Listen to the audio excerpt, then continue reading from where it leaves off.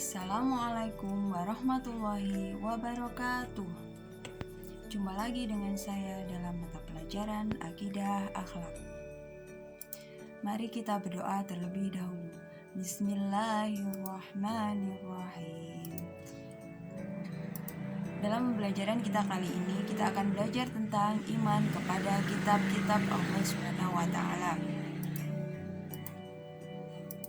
Tujuan dari pembelajaran ini adalah yang pertama, memahami kitab-kitab Allah sebagai landasan dan motivasi beraktivitas agar bernilai ibadah dan berdimensi ukhrawi. Yang kedua adalah mengkomunikasikan kitab-kitab Allah Subhanahu wa Ta'ala sebagai landasan dan motivasi beraktivitas agar bernilai ibadah dan berdimensi ukhrawi. Yang pertama, pengertian kitab-kitab Allah Subhanahu wa Ta'ala. Beriman kepada kitab Allah adalah rukun iman yang ketiga. Kitab-kitab Allah adalah kitab-kitab yang diturunkan oleh Allah Subhanahu wa Ta'ala kepada rasul-rasulnya sebagai rahmat dan hidayah bagi seluruh umat manusia agar mencapai kebahagiaan di dunia dan di akhirat. Ada berapa kitab yang wajib kita imani? Kitab yang wajib kita imani yaitu ada 4.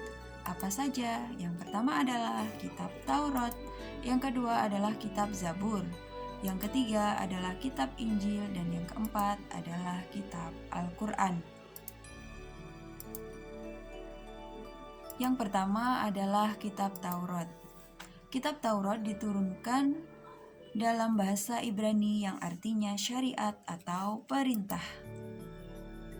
Kitab Taurat diturunkan kepada Nabi Musa alaihi salam. Isinya yaitu keyakinan untuk menyembah Allah Subhanahu wa Ta'ala serta larangan menyembah berhala. Dalam kitab Taurat juga menerangkan tentang kedatangan Nabi Muhammad SAW sebagai Rasul yang terakhir. Yang kedua adalah kitab Zabur. Apa itu kitab Zabur? Zabur artinya adalah tulisan. Kitab Zabur diturunkan kepada Nabi Daud alaihi salam. Kitab Zabur berbahasa Kipti dan berisi tentang beberapa zikir, pengajaran, dan hikmah. Kitab Zabur merupakan petunjuk atau wahyu dari Allah untuk membimbing umatnya yaitu Bani Israel. Yang ketiga adalah kitab Injil. Apakah itu kitab Injil?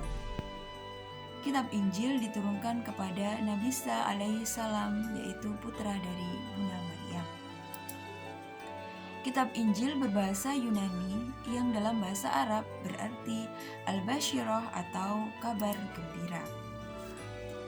Kitab Injil diturunkan sebagai pedoman hidup yang berisi tentang keterangan dan ajaran-ajaran yang memperkuat dari ajaran kitab sebelumnya, yakni kitab Taurat dan kitab Zabur. Yang terakhir adalah kitab Al-Quran. Al-Quran artinya adalah bacaan. Al-Quran adalah wahyu Allah Subhanahu wa Ta'ala yang diturunkan kepada Nabi Muhammad SAW dalam bahasa Arab di Gua Hira. Al-Quran diturunkan secara berangsur-angsur, yaitu selama 22 tahun, 22 bulan, dan 22 hari. Melalui surat Al-Baqarah ayat 185, Allah Subhanahu wa Ta'ala berfirman, Bismillahirrahmanirrahim.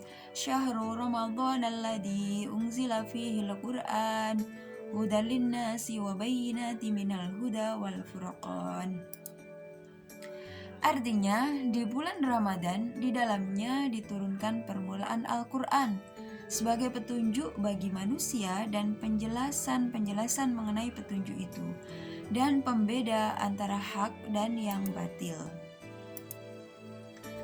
Nama-nama lain dari Al-Quran yaitu yang pertama Al-Furqan, artinya adalah pembeda yang benar dan yang salah.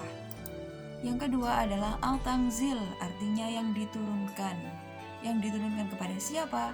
Kepada Nabi kita, yaitu Nabi Muhammad SAW, dan untuk ditujukan kepada para umatnya. Yang ketiga adalah Az-Zikr, artinya sebagai pemberi pengeringatan. Yang keempat adalah Alkitab, artinya adalah buku untuk pedoman bagi umat Islam di seluruh dunia, di seluruh muka bumi ini. Yang kelima adalah Al-Huda, artinya sebagai petunjuk bagi umat manusia. Yang keenam adalah Asyifa, artinya adalah obat atau penyembuh, sebagai obat atau sebagai penyembuh bagi manusia. Bagaimana cara kita mengimani kitab-kitab Allah Subhanahu wa taala?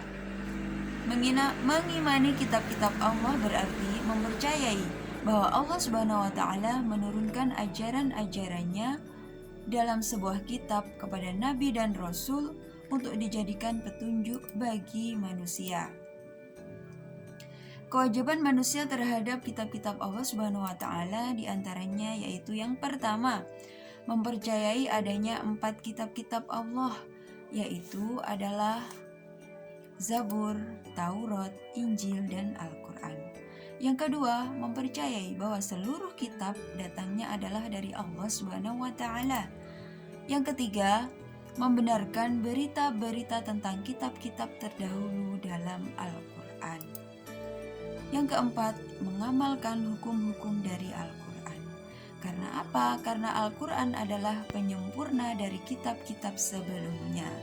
Jadi, kitab Al-Quran adalah kitab yang sangat sempurna yang diturunkan oleh Nabi terakhir, yaitu Nabi Muhammad SAW. Hikmah beriman kepada kitab-kitab Allah Subhanahu wa taala. Yang pertama, menyadari bahwa Allah Subhanahu wa taala sayang kepada kita, sehingga kita harus banyak bersyukur. Yang kedua, selalu menjalankan segala perintahnya dan menjauhi segala larangannya.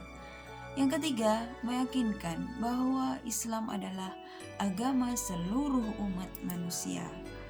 Yang keempat, mengetahui kebesaran dan keagungan Allah Subhanahu wa taala dalam menurunkan kitab-kitabnya.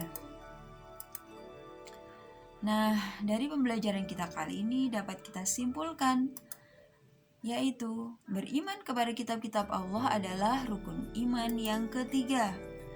Kitab-kitab Allah adalah kitab-kitab yang diturunkan oleh Allah Subhanahu wa taala kepada rasul-rasulnya. Selanjutnya, kitab Taurat diturunkan kepada Nabi Musa alaihi salam. Kitab Zabur diturunkan kepada Nabi Daud alaihi salam.